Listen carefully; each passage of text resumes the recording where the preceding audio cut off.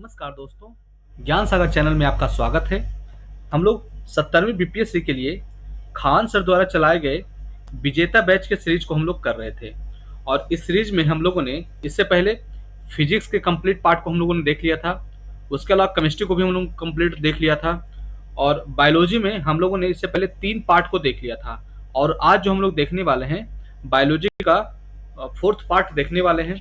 और इसमें जो क्वेश्चंस लिए गए हैं वो एनसीईआरटी बेस्ड क्वेश्चन है। प्रीवियस ईयर के जितने भी इंपॉर्टेंट क्वेश्चन है उसको भी इसमें शामिल किया गया है।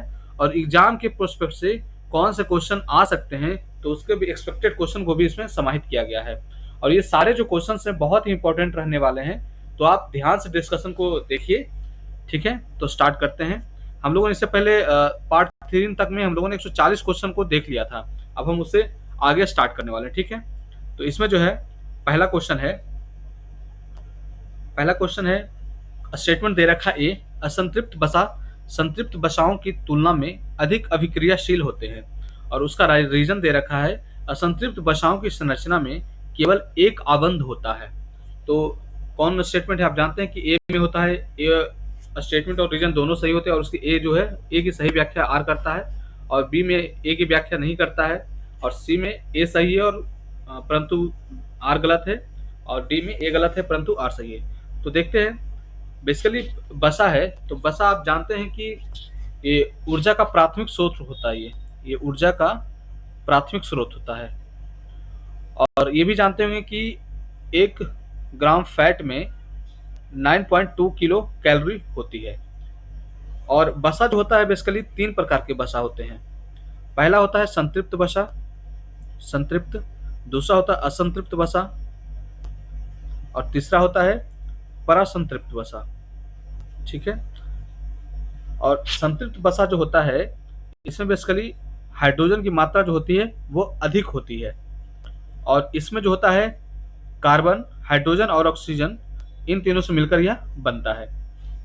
ठीक है, और ये जो संतृप्त बसा है बेसिकली कहाँ कहाँ पाए जाते हैं तो आप जंतु में जो है ये बसा पाई जाती है, नारियल में, नारियल तेल में, और हो गया फिर क्या बोलते हैं घी में हो गया। इन सब में जो है संतृप्त बसा पाई जाती है। और असंतृप्त में क्या होता है कि इसमें जो है कार्बन की मात्रा अधिक होती है, हाइड्रोजन की मात्रा कम होती है और ऑक्सीजन उतना ही रहता है। और ये जो है बेसिकली नॉर्मल टेम्परेचर पे मतलब 20 से 22 डिग्री टेम्परेचर पर यह द्रव अवस्था में रहती है। और संतृप्त जो है यह ठोस अवस्था में रहती है। ये भी आप इसमें ध्यान याद ऐड करिएगा, ठोस अवस्था में रहती है। और इसमें जो है असंतृप्त बसा में इसमें जो होता है मछली का तेल आता है, मछली का तेल हो गया और कॉड लीवर का तेल हो गया, ये सब आते हैं इसमें।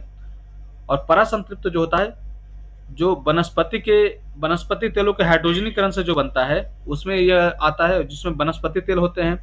और ये लगभग 20 से 22 डिग्री सेंटीग्रेड पर यह ठोस अवस्था में रहते हैं। और ये जो होते हैं परासंतृप्त जो हैं वो स्वास्थ्य के लिए हानिकारक होते हैं यह। ठीक है, तो इन सब चीजों को हम लोगों ने देख लिया। अब क्वेश्चन पे आते हैं हम लोग। असंतृप्त संतृप्त बसाओं की तुलना में अधिक अभिक्रियाशील होते हैं। तो बिल्कुल जो है स्टेटमेंट सही है, क्योंकि असंतृप्त बसा में जो है हाइड्रोजन की मात्रा कम होती है, इसीलिए वो जो होता है रिएक्टिव होता है। तो पहला स्टेटमेंट सही है। और सेकंड स्टेटमेंट देखते हैं। असंतृप्त बसाओं की संरचना में केवल एक आबंध होता है। हाँ, तो अब हम लोगों ने आबंध को नहीं देखा। संतृप्त बसा में क्या होता है कि संतृप्त बसा में बेसिकली क्या होता है कि सिंगल बॉन्ड और एक मिनट, संतृप्त बसा में सिंगल बॉन्ड होता है संतृप्त में, और असंतृप्त में सिंगल और डबल बॉन्ड दोनों ही होता है। ठीक है, असंतृप्त में सिंगल और डबल दोनों होता है। तो इसमें बोल रहा है असंतृप्त बसाओं में की संरचना में केवल एक आबंध होता है। तो ये स्टेटमेंट जो गलत है, दोनों आबंध होते हैं, डबल बॉन्ड भी होता है और सिंगल बॉन्ड भी होता है। तो रीजन जो है ये गलत है। तो स्टेटमेंट 1 सही है और रीजन जो है वो गलत है। तो सी नंबर हो जाएगा आंसर। ए सही है परंतु आर गलत है। नेक्स्ट क्वेश्चन पर आते हैं, सेकंड नंबर। निम्न में से कौन सा एक कथन सही नहीं है? दूध में कोई भी विटामिन बी नहीं होता है। फिर है विटामिन ए रेटिनॉल के अभाव के कारण त्वचा शुष्क व सल्की हो जाती है। जोड़ों में पीड़ा होना स्कर्वी के लक्षणों में से एक है। विटामिन B1 यानी थायमिन के अभाव में हृदयाघात हो सकता है। तो कौन सा स्टेटमेंट जो है वो गलत है, बेसिकली इसमें पूछ रहा है। तो ये जो है दूध में कोई भी विटामिन बी नहीं होता, ये स्टेटमेंट जो है, बी कॉम्प्लेक्स तो इसमें होता है, बी कॉम्प्लेक्स इसमें होता है, और इसमें जो है विटामिन सी नहीं होती है, विटामिन बी तो होती है, ठीक है। विटामिन ए रेटिनॉल के अभाव के कारण बस त्वचा शुष्क व सल्की हो जाती है, यह स्टेटमेंट सही है। जोड़ों में जब पेन होता है तो उसका जो है स्कर्वी के लक्षणों में से एक है, ये भी स्टेटमेंट सही है। विटामिन बी वन थायमिन के अभाव का हृदय घात होता है।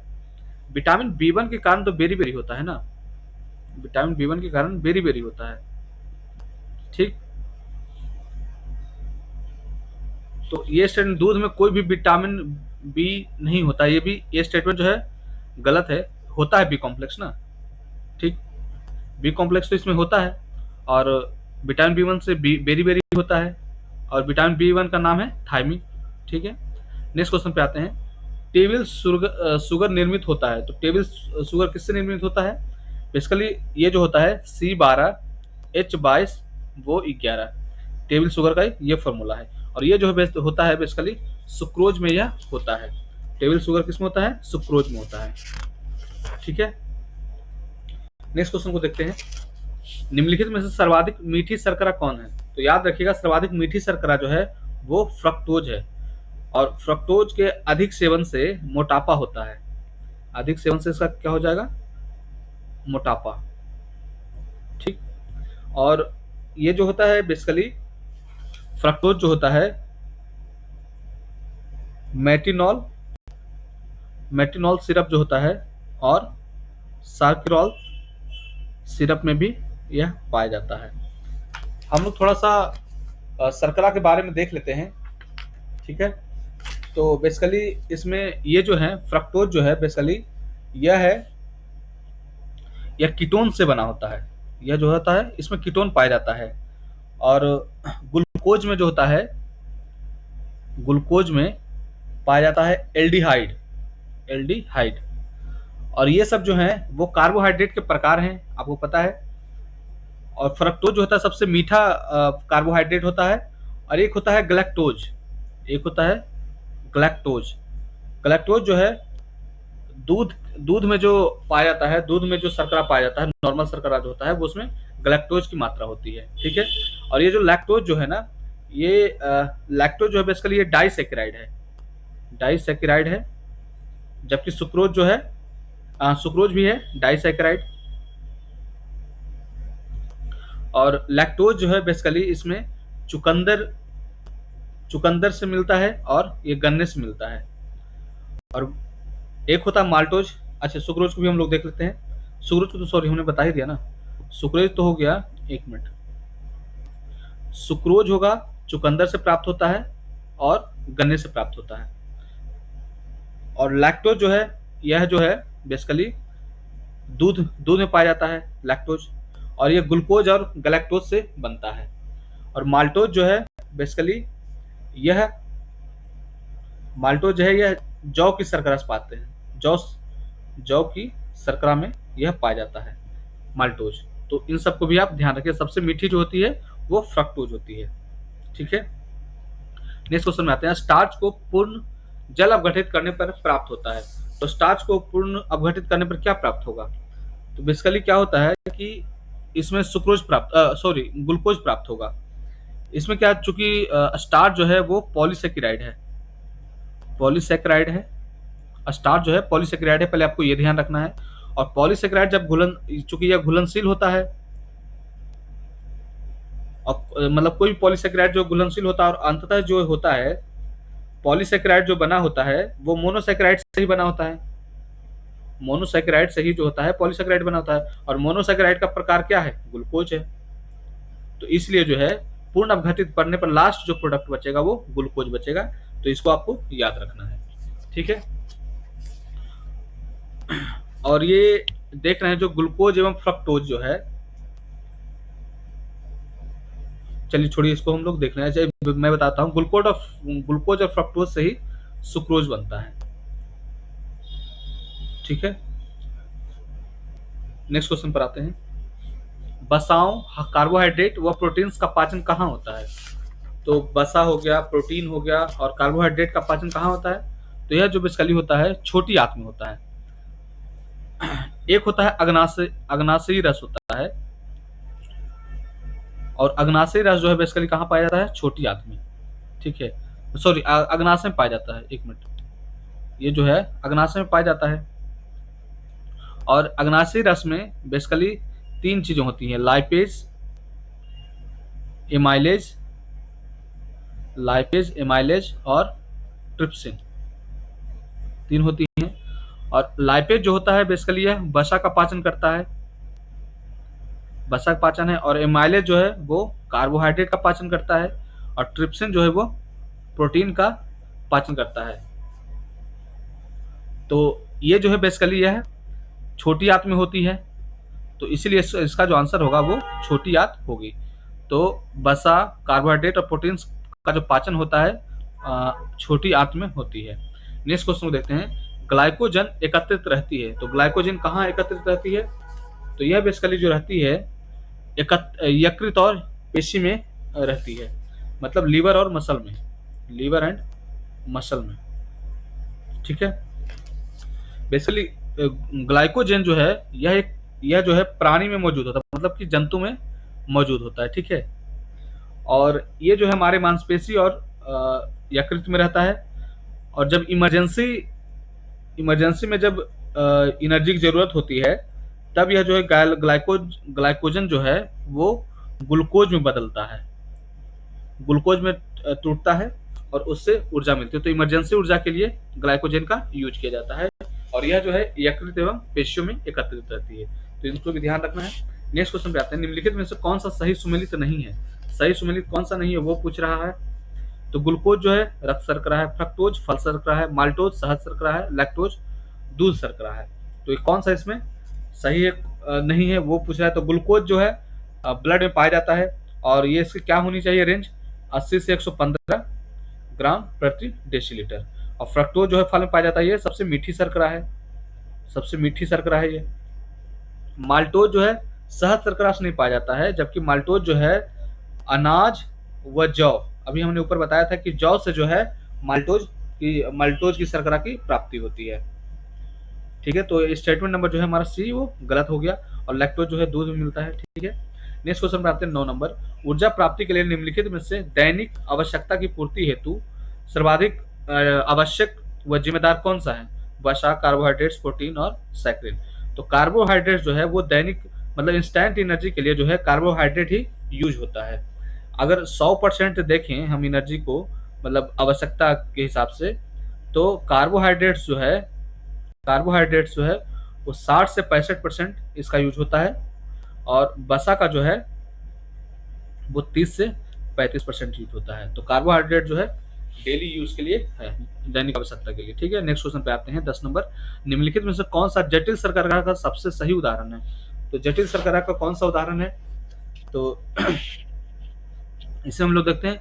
ग्लूकोज क्या है, यह मोनोसैकेराइड है, सुक्रोज डाइसैकेराइड है, माल्टोज डाइसैकेराइड है, और मंड जो है पॉलीसैकेराइड है। ठीक, तो नेक्स्ट क्वेश्चन पर आते हैं, दूध मिल्क हमारे जीवन के लिए आवश्यक और महत्वपूर्ण पोषक तरल पदार्थ है, निम्नलिखित में से कौन सा विकल्प दूध में पाए जाने वाला पोषक तत्वों की प्राप्ति के लिए सही है। मतलब दूध में जो है कौन क्या क्या पाया जाता है, तो माल्टोज तो नहीं पाया जाता है, लैक्टोज पाया जाएगा, केसिन पाया जाएगा, विटामिन B12 पाया जाएगा। केसिन के कारण ही है जो कि दूध जो है वो व्हाइट दिखता है, कैसीन की मौजूदगी के कारण ही होता है, और विटामिन B12 भी इसमें पाया जाता है। इसमें आप याद रखिएगा कि विटामिन सी जो है वो दूध में नहीं पाया जाता, इसीलिए होता है संपूर्ण आहार इसको नहीं बोला जाता है। ठीक है, नेक्स्ट क्वेश्चन पर आते हैं, अनाज के बाहरी परत तथा गेहूं के आटे से प्राप्त चोकर में निम्नलिखित में कौन सा कार्बोहाइड्रेट सर्वाधिक प्राप्त होता है। तो आप जानते हैं कि इसमें स्टार्च होता है, स्टार्च इसमें पाया जाता है, जो भी होता है जो भी अनाज के जो बाहरी चोकर मिले होते हैं वो स्टार्च या मंड का बना होता है। और आप जानते होंगे कि कैप्सूल जो हम लोग खाते हैं, कैप्सूल जब बीमारी होने पे कोई कैप्सूल खाते हैं तो उसमें जो है वो भी स्टार्च या मंड का ही बना होता है। ठीक है, नेक्स्ट क्वेश्चन पर आते हैं 13 नंबर, निम्नलिखित में से किसकी प्राकृतिक उपस्थिति के कारण दूध में मिठास आ जाती है। तो अभी हम लोगों ने ऊपर देखा कि दूध में जो मिठास आती है किस वजह से होती है, तो लैक्टोज के कारण यह होती है। ठीक है, और लैक्टोज कैसे कैसे बनता है, तो ग्लूकोज और ग्लैक्टोज से बनता है, ग्लूकोज और ग्लैक्टोज से बनता है। नेक्स्ट क्वेश्चन पर आते हैं। शरीर में दवाओं की आपूर्ति हेतु कैप्सूल का उपयोग किया जाता है जो कि स्टार्च मंड के बने होते हैं। स्टार्च क्या होता है, तो स्टार्च जानते हैं कि पॉलीसेकेराइड होता है, हमने देख लिया ऊपर ही, पॉलीसेकेराइड होता है। ठीक है, तो ऑप्शन नंबर डी इसका आंसर हो जाएगा। मोनोसेकेराइड में क्या क्या आएगा, मोनोसेकेराइड में आप कार्बोहाइड्रेट आ गया, कार्बोहाइड्रेट, फिर इसके अलावा क्या होगा, फ्रक्टोज, फ्रक्टोज ये सब आएगा। डाइसैकेराइड में क्या क्या आएगा, डाइसैकेराइड में सबसे पहला होता है सुक्रोज आएगा, फिर आएगा माल्टोज, फिर आएगा लैक्टोज।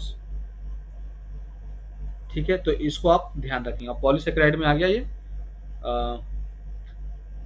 क्या बोलते हैं, ये आ गया दवाओं की जो कैप्सूल जो बनाते हैं वो हो गया, और चने की जो खोल होती है वो सब आ गया, आउटर पार्ट। और पॉलीसेकेराइड का निर्माण कब होता है, जब 10 से प्लस मोनोसेकेराइड मिल जाए ना, तो पॉलीसेकेराइड बनता है। और स्वाद में होता है मीठे की इसमें गारंटी नहीं होती पॉलीसेकेराइड में।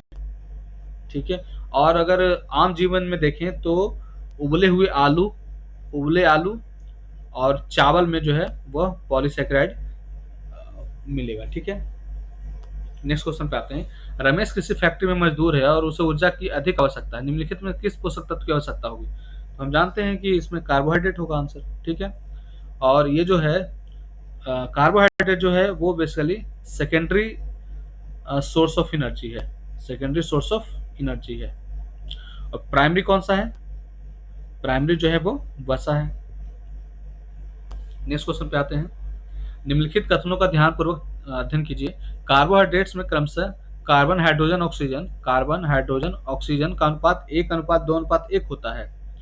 ठीक है, तो ये बिल्कुल स्टेटमेंट सही है। कार्बोहाइड्रेट्स में 1:2:1 होता है। वसा ऊर्जा के लिए सबसे बड़ा स्रोत है, ये भी स्टेटमेंट सही है। पेड़ पौधे की छाल सेल्यूलोज की बनी होती है, ये भी सही है। जो भी आप बुक्स वगैरह देखते हैं बनता है, जो भी पेड़ पौधे की छाल होती है उसमें जो होता है सेल्यूलोज ही बना होता है। और ये मानव मानव संपूर्ण पाचन इसका नहीं कर पाता, ये भी ध्यान रखिएगा आप। आयोडीन की बूंदों के द्वारा भोजन में मौजूद स्टार्च मंड की उपस्थिति का अनुमान लगाया जाता है, ये भी स्टेटमेंट सही है। हमारी पुस्तकें और नोट करेंसी सेल्यूलोज की बनी होती है, हमने ऊपर बात कर ली है। कीटों की त्वचा विशेष डेक्स्ट्रिन कार्बोहाइड्रेट से बनी होती है, तो डेक्स्ट्रिन से नहीं होती बनी हुई, ये जो होती है कीटों की जो त्वचा है वो काइटिन से बनी होती है। किसकी बनी होती है, काइटिन। तो स्टेटमेंट नंबर जो है 6 वो गलत है, तो गलत पूछ रहा था तो ये नंबर आंसर हो जाएगा। नेक्स्ट क्वेश्चन पर आते हैं। 17 नंबर क्वेश्चन। निम्नलिखित कथनों में से कौन सा गलत है, गलत पूछ रहा है। शरीर में इंसुलिन हार्मोन की कमी होने पर ग्लूकोज का संचयन नहीं हो पाता है। ग्लाइकोजेन को प्राणिज कार्बोहाइड्रेट कहा जाता है। राइबोज नामक शर्करा डीएनए और आरएनए में पाई जाती है। उबले आलू और चावल में सेलुलोज के उत्तम स्रोत माने जाते हैं। तो हमने अभी देखा कि उबले आलू और चावल में सेलुलोज नहीं पाया जाता, जबकि स्टार्च पाया जाता है ना। सेलुलोज जो होता है पेड़ पौधे में पाया जाता है, पेड़ पौधे के छाल में पाया जाता है ना। और इसका जो है आप बुक्स वगैरह जो बनता है सेलुलोज का ही बनाता है। तो स्टेटमेंट नंबर डी जो है हमारा वो गलत हो गया। और बाकी इसको आप ध्यान रखिए कि ग्लाइकोजन को जो है वो प्राणिज हाइड्रोजन कार्बोहाइड्रेट कहा जाता है। ग्लाइकोजन अब हमने पहले बताया था, ग्लाइकोजन को जो है इसमें प्राणी में मौजूद होता है, इसलिए प्राणिज कार्बोहाइड्रेट कहा जाता है। और राइबोज जो है डीएनए और आरएनए दोनों में ही पाया जाता है। नेक्स्ट क्वेश्चन पे आते हैं। खेत में लंबे समय तक पड़ी रह जाने वाली विभिन्न सब्जियों, लौकी, कद्दू, तोरई आदि में किसकी मात्रा में वृद्धि हो जाती है, तो हमें ये पता है कि ये सब जो होते हैं प्लांट्स में क्या पाया जाएगा, सेलुलोज पाया जाएगा। यहाँ इजी क्वेश्चन है। नेक्स्ट क्वेश्चन में आते हैं। निम्नलिखित में कौन सा उदाहरण कृत्रिम मधुरक का है, मतलब आर्टिफिशियल स्वीटनेस, तो कौन सा है, तो सैक्रिन जो है वो आर्टिफिशियल है, इसको सैक्रिन को जो है कृत्रिम रूप से बनाया जाता है। बाकी सुक्रोज के बारे में तो हम लोगों ने देख लिया कि ये चुकंदर और गन्ना से प्राप्त होता है। ठीक है, नेक्स्ट क्वेश्चन देखते हैं। कृत्रिम मधुरक कम कैलोरी युक्त अथवा शून्य कैलोरी वाले होते हैं तथा विशेष रूप से मधुमेह रोगियों के लिए काम आते हैं। निम्नलिखित में कौन सा कृत्रिम मधुरक नहीं है, तो इसमें कौन सा जो है कृत्रिम मधुरक नहीं है। अभी हमने देखा सैक्रिन तो है, सुक्रोज हमने बताया कि ये जो है प्राकृतिक, क्योंकि इसमें जो है चुकंदर और सुक्रोज जो चुकंदर और गन्ने से प्राप्त होता है, तो ये बी नंबर जो है ऑप्शन इसका हो जाएगा, ये जो है कृत्रिम मधुरक नहीं है। नेक्स्ट क्वेश्चन पर आते हैं। 21 निम्नलिखित कथनों का अध्ययन कीजिए तथा गलत कथन का चयन कीजिए यदि है तो। आंत छोटी आंत से निकलने वाली एंजाइम सुक्रोज को पचाता है। सेल्यूलोज का पाचन मनुष्य नहीं कर सकता, बिल्कुल सही है। कार्बोहाइड्रेट संरचनात्मक और भंडारण का कार्य करता है। माल्टोज एक डाइसैकेराइड है जिसमें ग्लूकोज व फ्रक्टोज पाए जाते हैं। तो माल्टोज में हम लोगों ने क्या देखा था कि माल्टोज जो है बेसिकली इसमें ग्लूकोज और ग्लूकोज पाया जाता था ना, ग्लूकोज और ग्लूकोज, फ्रक्टोज नहीं पाया जाएगा। अब ग्लूकोज और फ्रक्टोज पाया जाएगा, अगर ये इन दोनों बात करें ग्लूकोज और फ्रक्टोज, तब तो सुक्रोज बन जाएगा, या जो है सुक्रोज बन जाएगा। तो स्टेटमेंट नंबर डी जो है वो गलत है। नेक्स्ट क्वेश्चन को देखते हैं। निम्नलिखित कथनों का अध्ययन कीजिए और गलत कथन का चयन कीजिए। कार्बोहाइड्रेट को जीवन का कर्मचारी कहा जाता है, स्टेट ऑफ, क्योंकि ये जो है यह तो इंस्टेंट एनर्जी देता है यही। एल्डिहाइड व कीटोन समूह कार्बोहाइड्रेट सबसे सरल कार्बोहाइड्रेट है, बिल्कुल सही है, मोनोसेकेराइड है ये, मोनोसेकेराइड है कार्बोहाइड्रेट। और ये एल्डिहाइड और कीटोन। और एल्डिहाइड किस में होता है? एल्डिहाइड जो है ग्लूकोज में होता है, ग्लूकोज में। और कीटोन किस में होता है? फ्रक्टोज में होता है, फ्रक्टोज में। ठीक, तो मोनोसेकेराइड का उदाहरण कौन कौन है? ग्लूकोज और फ्रक्टोज। तो ये भी सही है। एल प्रकार का मोनोसेकेराइड मानव शरीर में आवश्यक है। और फिर क्या है? रैफिन ओस वास्तव में ट्राइसेकेराइड या ओलिगोसेकेराइड का उदाहरण है। तो इसमें जो है स्टेटमेंट नंबर जो है सी वो गलत है। बेसिकली होता क्या है ना कि कोलेस्ट्रॉल जब ब्लड में मिलता है तो एक निर्माण बनता है, मैं लिख रहा हूँ लिपोप्रोटीन, लिपोप्रोटीन। और लिपोप्रोटीन जो है बेसिकली दो प्रकार के होते हैं, एक होता है एलडीएल और एक होता है एचडीएल। तो एलडीएल में जो है, एलडीएल में इसमें जो होता है वसा हाई होता है, वसा ज्यादा होता है, और प्रोटीन कम होता है, प्रोटीन कम होता है और वसा ज्यादा होता है। और यह जो होता है ये शरीर के लिए बैड होता है, मतलब ये बैड है। और एचडीएल जो है इसमें जो होता है ये शरीर के लिए अच्छा होता है, क्योंकि इसमें जो होता है फैट कम होता है और प्रोटीन जो है वो ज़्यादा होता है। तो एचडीएल जो है हमारे लिए फ़ायदेमंद है, और जबकि एलडीएल जो है वो घाटे का है। ठीक है, तो सी नंबर है इसका आंसर हो जाएगा। एल जो है मोनोसेकेराइड की आवश्यक नहीं है। ठीक है, नेक्स्ट क्वेश्चन में आते हैं। सुक्रोज में निम्नलिखित में से कौन सा मोनोसेकेराइड की इकाइयाँ होगी? तो सुक्रोज में कौन कौन सा पाया जाएगा? ग्लूकोज और फ्रक्टोज पाया जाएगा सुक्रोज में, है। तो ऑप्शन नंबर जो है हमारा एक हो जाएगा, ग्लूकोज और फ्रक्टोज।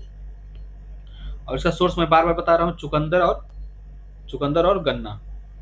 और माल्टोज में क्या था? अच्छा, ग्लूकोज ग्लूकोज क्या बन गया? ग्लूकोज माल्टोज बन गया। और माल्टोज का सोर्स क्या है? तो जौ की शर्करा हो गया, या अनाज की शर्करा हो गया। और ग्लूकोज और गैलेक्टोज क्या बनता है? तो लैक्टोज बनता है, ये लैक्टोज बनता है, ये दूध हो गया। और फ्रक्टोज और ये तो कुछ होता ही नहीं ऐसा।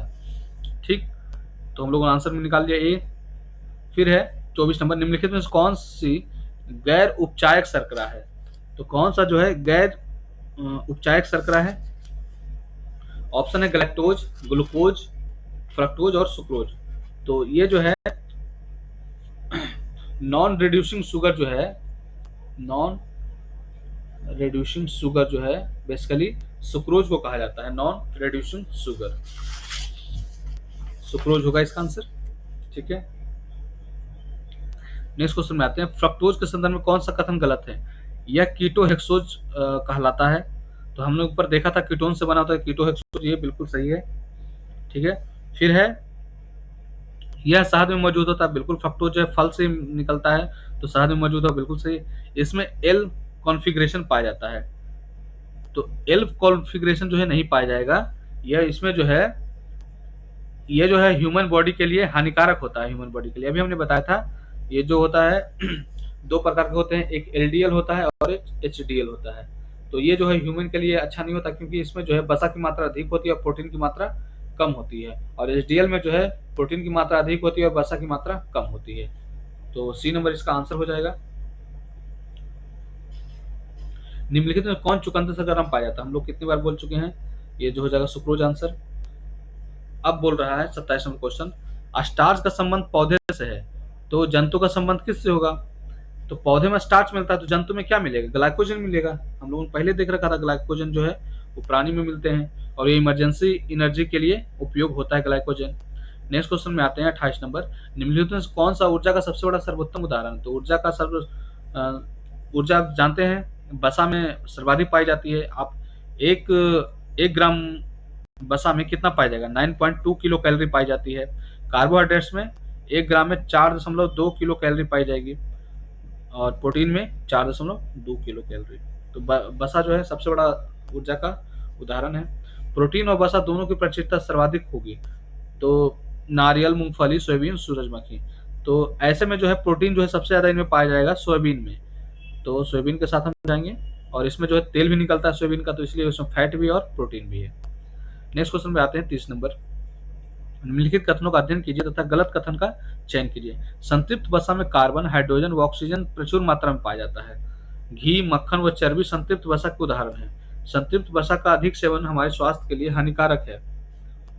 और फिर है संतृप्त वसा सामान्य तापमान पर द्रव अवस्था में रहता है। तो इसको तो हम लोगों ने पहले ही देख लिया। तो संतृप्त वसा जो है सामान्य तापमान पे ठोस अवस्था में रहता है ना, ठोस अवस्था में रहता है। जबकि असंतृप्त जो है वो असंतृप्त जो है वो द्रव अवस्था में रहता है। असंतृप्त जो है वो द्रव अवस्था में रहता है। ठीक है, तो स्टेटमेंट नंबर डी जो है वो हमारा गलत हो जाएगा। और संतृप्त वसा का अधिक सेवन हमारे स्वास्थ्य के लिए हानिकारक होगा। क्यों होगा हानिकारक? कि संतृप्त वसा से बेसिकली क्या होगा कि एलडीएल की मात्रा बढ़ जाएगी, मतलब वसा जो है वो बढ़ जाएगा और प्रोटीन इसमें कम रहेगा, तो इसीलिए जो है ये हानिकारक होता है। ठीक है, संतृप्त वसा का सेवन हमारे लिए हानिकारक है। और घी, मक्खन, चर्बी जो है संतृप्त वसा के उदाहरण है। नेक्स्ट क्वेश्चन पे आते हैं 31। निम्नलिखित में से कौन सा युग्म संतृप्त वसा का उदाहरण है? तो अभी हम लोगों ने देखा संतृप्त वसा में कौन कौन से आते थे। जंतु वसाएं हो गई, नारियल हो गया, या ताड़ का तेल हो गया, घी हो गया, ये सब आएगा। तो संतृप्त वसा का उदाहरण कौन कौन सा है? तो नारियल का तेल और घी तो है ही, और मछली का तेल और ये सब क्या है? मछली का तेल वगैरह तो असंतृप्त है, ये गलत हो जाएगा। सोयाबीन का तेल भी असंतृप्त है और सूरजमुखी का तेल भी असंतृप्त है। ठीक है, तो ये जो है असंतृप्त के उदाहरण है, जबकि नारियल का तेल और घी जो है संतृप्त के उदाहरण है। नेक्स्ट क्वेश्चन पे आते हैं। वनस्पति घी यानी डालडा निम्नलिखित में से किस प्रकार का वसा है? तो हमने पहले देखा था कि वनस्पति जो है हाइड्रोजनीकरण के पश्चात जो है परसंतृप्त वसा बनता है, और ये भी जो है हानिकारक होता है स्वास्थ्य के लिए। इससे जो है धमनियां जो है ब्लॉक हो जाती है और हार्ट अटैक का कारण भी परसंतृप्त वसा ही होता है। नेक्स्ट क्वेश्चन पे देखते हैं। हमें संतृप्त वसा व परसंतृप्त का अधिक व लंबे समय तक सेवन नहीं करना चाहिए, क्यों क्या रीजन है इसका? तो यह मोटापा बढ़ाता है, तो बिल्कुल स्टेटमेंट सही है। हृदय की धमनियों में जमाव उत्पन्न करता है, अभी मैं बात कर रहा था, ये बिल्कुल सही है। मस्तिष्क की कार्य क्षमता को भी प्रभावित करता है, एकदम तो सही नहीं लेकिन हाँ, मस्तिष्क की कार्य क्षमता को भी यह प्रभावित करता है। गैर संचारी रोग जैसे मधुमेह आदि के कारक भी बनते हैं, तो ये भी स्टेटमेंट जो है वो सही है। नॉन कम्युनिकेबल डिजीज का भी यह रीजन बन सकता है, तो चारों स्टेटमेंट जो है वो सही है। नेक्स्ट क्वेश्चन है। निम्नलिखित कथनों का अध्ययन कीजिए तथा वसा के कार्य के संदर्भ में कौन सा कथन सही है? तो वसा का इसमें कौन सा कार्य है? तो वसा जो हमारे शरीर के तापमान को नियंत्रित करता है, बिल्कुल स्टेटमेंट सही है। वसा हमारे कोमल अंगों की सुरक्षा करता है, बिल्कुल सही है। अब फैट मान लिया चोट लगता है तो वो जो लेयरिंग होती है वो सुरक्षा का प्रदान करती है। वसा शरीर की कोशिका और ऊतकों के निर्माण में सहायक होती है, तो ये भी स्टेटमेंट सही है। तो तीनों स्टेटमेंट जो है वो सही है, एक उपयुक्त में से एक से अधिक हो जाएगा। और आज का हम लोग लास्ट क्वेश्चन देख रहे हैं। निम्नलिखित कथनों का अध्ययन कीजिए तो वह गलत कथन का चयन कीजिए। वसा निर्माण की प्रक्रिया एस्टरिफिकेशन कहलाती है। वसा अल्कोहल और पेट्रोल में घुलनशील नहीं है। कोलेस्ट्रॉल, हार्मोन्स, विटामिन डी व प्रमुख एंजाइम के निर्माण में आवश्यक भूमिका निभाती है। वसा कोलेस्ट्रॉल, हार्मोन्स, विटामिन डी व प्रमुख एंजाइम के निर्माण में आवश्यक भूमिका निभाती है। वसा का खराब होना ऑक्सीडेंटिव रेंसिटिविटी कहलाता है। तो इसमें कौन सा स्टेटमेंट जो है वो गलत है?